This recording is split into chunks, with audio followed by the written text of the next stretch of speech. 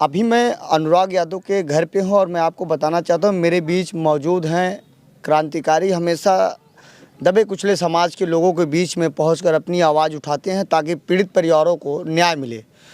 ये बताइए सर, जिस तरीके से यहाँ घटना हुई है, पुलिस 3 दिन का समय मांगी थी। मुझे नहीं लगता कि जिस तरीके से समय मांगी थी कार्रवाई हुई हो। यह घटना पूरे भारत को शर्मसार कर दिया है। जौनपुर बदनाम हो गया। शिक्षा मंडली और शिक्षा क्षेत्र का राजा रहा जौनपुर हमेशा। हर व्यक्ति को पूरे भारत में भैया कह के बुलाने वाला ये व्यवहार कुशल देश था जी हाँ। लेकिन आज इस घटना से हम शर्मसार हुए हैं और यह घटना अकबर के शासन काल में हुआ था या तो मैंने यह पहली घटना देखा कि एक तलवार में एक झटके में सर कलम हो जाए। इतनी तेज़ धार वाली तलवार थी और सर कलम होने के बाद लोगों ने बताया कि ये कंपन भी नहीं हुआ और सर से ब्लड भी नहीं निकला। ऐसा लगा कि हाथ में लिए हुए हैं। हाँ, वो एक बहुत बड़ा हिम्मती आदमी है, प्रधान के हाथ में उठा लिया था। सबकी हिम्मत नहीं है उस केस को डील करने की। तो शासन तो कहीं भी जाए, थोड़ा सा भी कोई बात होगा तो शासन का एक दिनचर्या बना हुआ है, चाहे जिसकी सरकार हो 3 दिन का समय में लेते हैं, 3 दिन के बाद वो फिर फ्लॉप कर जाते हैं जी। तो एक तो ये 100% शासन की झूठी बात है। आप इस पे कोई विश्वास मत करिए कि शासन आया, डीएम एसपी आए तो 3 दिन का समय मांगा, 3 दिन में सब काम आपके इच्छा अनुसार करेंगे, तो यह शासन का बहकावा होता है। और बार बार आपको बुलाएंगे कि आप आइए यहाँ कंप्लेन कीजिए, उस दफ्तर में कंप्लेन कीजिए, यह एसडीएम का फुसलावा होता है, ठीक है ना। इसमें जो है तत्काल योगी सरकार आप इतने सख्त आदेश देते हैं लेकिन आदेश वो जाता कहाँ है, आखिर पालन कहाँ होता है आपका। आपने पूरे देश में अनाउंस कर दिया कि हमारे उत्तर प्रदेश में सारी फाइलें 3 दिन के अंदर पास होगी, जनता का काम 3 दिन के अंदर होगा। लेकिन शासन आया 3 दिन के अंदर यही कह गया। एक कत्लेआम जो अकबर के शासन का कत्लेआम है, 3 दिन बीत गए अभी कुछ नहीं हुआ। हत्यारा जो है लखनऊ में पकड़ा गया, वहाँ से भी वीआईपी व्यवस्था से आप चौकी में ले आ रहे हैं, कुर्सी दे रहे हैं, पत्रकारों ने कुर्सी पे बैठे हत्यारा को फोटो खींचा। उसका परिवार जो है तमाम हथियार, गांव वाले बता रहे हैं, उसके प्रधान बता रहे हैं तमाम हथियार, अवैध बारूद भी पकड़ा गया। ग्राम प्रधान ने कहा कि बाइट में उसके निकला है कि वो आतंकियों से भी अटैच है, झारखंड में रहता है। तो जो भी था वहाँ रहता था, यहाँ आप क्यों इतना आतंक मचाए हैं। अभी मैंने इनका वीडियो बनाया, चारों तरफ इनके दौड़ा तो पीछे की जो चके हैं उस चकों में ये अवैध कब्जा कर रहे हैं, व्यक्तिगत चके। तो अवैध कब्जा है तो सब बुढ़ापा रो रहे हैं कि अपने अपने में अपने पैसे से वो दीवार बना रहे हैं, ज़्यादा मत कब्जा करो। खेतों में जीएस बंजर कर रहे हैं, अगल बगल जो है सबके ऊपर मुकदमा हो गया है। तो ऐसे लोगों को उसी की भाषा में थोड़ा सा जवाब दे दें तो पूरे देश में एक माहौल बन जाएगा कि हाँ, इस तरह का कत्लेआम और हत्या गुनाह है। जो पिक्चर में नहीं दिखाई जाती वो आप सरेआम आदमी देख रहा है। शासन आने के बाद भी कुछ नहीं हुआ। एक को दरोगा आप डांट दिए, एक को पुलिस डांट दिए, एक को लेखपाल डांट दिए, इतना तो हर केस में डांट देते हैं। 45 साल का मुकदमा चल रहा है, 45 साल के मुकदमे में आपने फाइनल नहीं किया। क्यों फाइनल नहीं किया? कि उसके घर में पैसा है, वो झारखंड से लालता यादव 90 लाख रुपए कमा के आया है, हर काम में अपना पैसा बांट देता है, पैसा लंबित हो गया तो 45 वर्ष से मुकदमा आप नहीं संभाल पाए तो आप क्या सरकार करेंगे? किसी भी सरकार हो तो जनता कैसे रहे? आज हजारों लोग आए हैं। बात यहाँ 2 यादव की नहीं है, आवेश की है। आवेश अगर पूरे भारत में इसी तरह उबला तो ये ज़्यादा से ज़्यादा पृथ्वी अपनी 50 वर्ष चलेगी।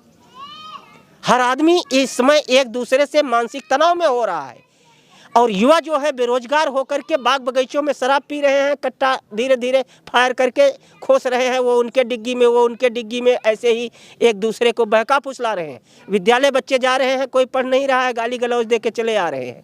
तो पूरा हमारा समाज भद्दा होता जा रहा है। हम लोगों को एक गांधीवादी सिद्धांत अपना करके हर गांव में पहले अपने युवाओं को, बच्चों को संभालना होगा। हर घर के जो दबंग हैं, दादागिरी कर रहे हैं, उनको संभालना होगा। एक पंचायती राज व्यवस्था है, उसके कारण तो हर आदमी दादा होता जा रहा है।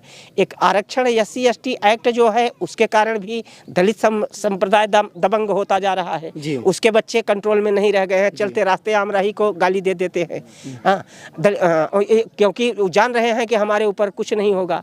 और पूरा शासन जो है इस तरह उलझ गया है कि अब हर आदमी मानसिक तनाव में अपनी कमाई का 40% हिस्सा तो थाना और कचहरी में दे देता रहा, हाँ, अस्पतालों में दे रहा है, तो खाएगा क्या? आपसे मेरा सवाल है, क्योंकि जिस दिन मैं आया था, घटना के दूसरे दिन आया था, तो उनके चचेरे भाई से मैंने बयान नोट किया था। उन्होंने कहा था कि अनुराग की हत्या नहीं करने थे, वो प्लानिंग था वकील का हत्या करना, जो उनके ऐसा भाई। नहीं था। वो उनका प्लानिंग जो होता है हत्या का, वो रात में ही मूड बनता है। जैसा कि एक पलटूपुर गांव, बरसठी थाना का पलटूपुर गांव था। जी, जी। दो यादव हुए और जैसे ही सवेरे मड़हे का विवाद। मड़हे का विवाद, जैसे ही घर से निकलते गए वैसे ही उनके ऊपर पड़ता गया लाठी और तलवारें और राड सरिया, और एक एक मरते गए। तो ये पहले से ही प्लानिंग थी पूरे परिवार को समाप्त करने की। एक को इन्होंने दौड़ाया, वो भागता हुआ चला गया। दूसरा अनजाने में ये बच्चा निकला, इसको नहीं पता था, और रास्ते में ये मिलता है, एक ही सर में फट से उनके घर वाले कहते हैं ये मिला है, इसी को मार दो। और वो दौड़ करके, एक युवा, ताकतवर युवा है, इतना तेज मारा कि सर कलम हो गया। इस तरह से शासन जो है अभी इंतजार क्यों कर रहे हैं? आप बुला रहे हैं कि आप हमारे ऑफिस में आइए, वहाँ कंप्लेन करिए। तो हम जौनपुर जाएं, कंप्लेन करें कि आपको खुद ही आना चाहिए जौनपुर में, ये जिसके घर पे समस्या है, बार बार आप आइए। परिवारों का कहना है कि आरोपी के घर बुलडोजर चलना चाहिए, उनके ऊपर भी पुलिस एनकाउंटर कर दे। ये सत्य है। आप बुलडोजर बाबा के नाम से प्रसिद्ध हैं, तो क्यों प्रसिद्ध है?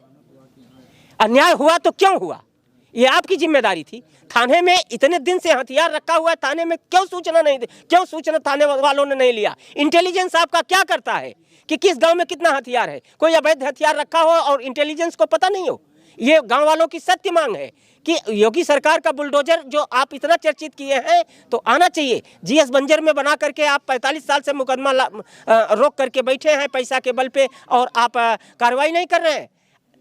अरब देश होता तो नीम के पेड़ में टांग करके पूरे इलाके को बुला करके सबके साथ कत्लेआम कर दिया गया होता। लेकिन भारतीय संविधान के अनुसार जो ज़्यादा से ज़्यादा, बड़ी से बड़ी, कठोर से कठोर कार्रवाई हो, उसको सबके सामने दीजिए, जिससे कि देश में अन्य ऐसी घटनाएं ना हो। नहीं तो ये युवा जो है मानने वाले नहीं है। बेरोजगारी हद पे पहुंच गई है, और दलित साम्राज्य के भी बच्चे अब बहुत तेज सड़कों पर आ रहे हैं, और कोई सुरक्षित नहीं बचे। योगी सरकार जीरो टॉलरेंस की बात करती है, क्या आपको लगता है? योगी सरकार का सब काम ऑफिस से ही है, और काम हो रहा है, ऐसा नहीं है काम नहीं हो। सरकार के काम तो होते ही है, चाहे जो भी सरकार हो, पैसा जाएगा कहाँ, काम तो होता ही है। जीरो टॉलरेंस का काम, बात उनका सब वहीं ऑफिस में है, और जनता दरबार सब वहीं गोरखपुर में है। मैं 50 बार का 100 बार जनता दरबार में लखनऊ में गया, कभी कोई योगी सरकार नहीं मिलती है, और न कोई व्यवस्था है। और योगी सरकार का सारा काम है गांव में 3 दिन में, हफ्ते में 3 दिन गांव के दवा छिड़काव करना चाहिए, 3 दिन नाली की सफाई करना चाहिए हफ्ते में, और सारा पैसा प्रधानों के खाते में आ रहा है। तो योगी सरकार तो वहाँ से बड़ी बड़ी घोषणाएं कर रही है, लेकिन जमीनी स्तर पर कुछ नहीं है। पूरी सड़कें गाँव के अंदर, किसी भी गाँव में चले जाओ, जिला पंचायत, मंडी परिषद और ग्रामीण अभियंत्रण, सारी सड़कें टूटी पड़ी हैं सन 2000 से।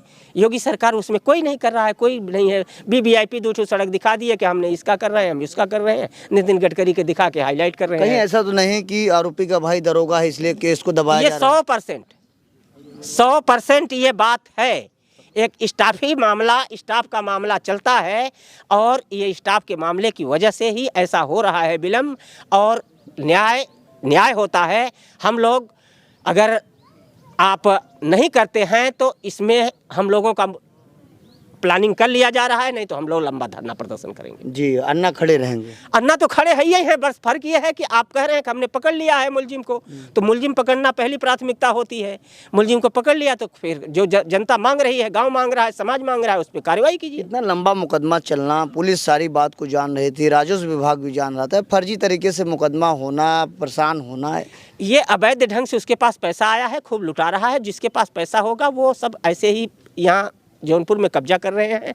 जौनपुर शिक्षा की नगरी थी, लेकिन कुछ लोग बहुत ध्वस्त कर रहे हैं। देखिए अमित यादव जी बैठे हैं, अर्जुन यादव कितने तपस्वी थे, भैया लाल जी यादव जी बैठे हुए हैं, इनके पिता लोग कितने तपस्वी थे।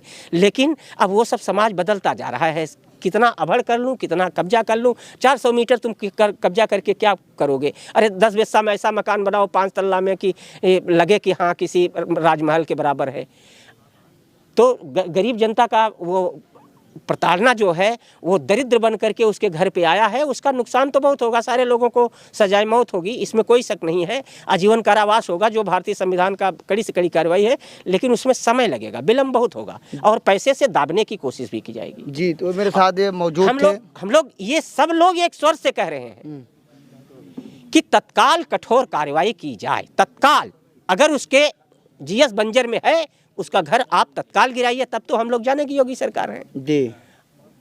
और दो यादवों का बीच का मामला है, तो यादव लोग बैठे हैं, इनसे आप पूछ लें कि ये लोग क्या चाहते हैं ना, हम लोग नहीं बोलेंगे, इनसे ही पूछ लीजिए कि ये लोग क्या चाहते हैं। यहाँ सब यादव ही है।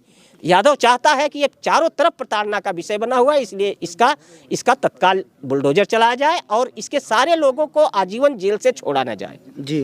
तो मेरे बीच में यह अन्ना जी हमेशा लगे रहते हैं, हमेशा ऐसी कोई घटना न हो जहां ये न पहुंचते हों और आवाज़ उठाने का पूरा कार्य करते हैं। इनका भी कहना है कि जिस तरीके से अनुराग यादव के साथ घटना हुई, उन आरोपियों के घर पे बुलडोजर चलना चाहिए और आजीवन कारावास होनी चाहिए। आज़ाद यादव की रिपोर्ट, जनपद जौनपुर। जय हिंद।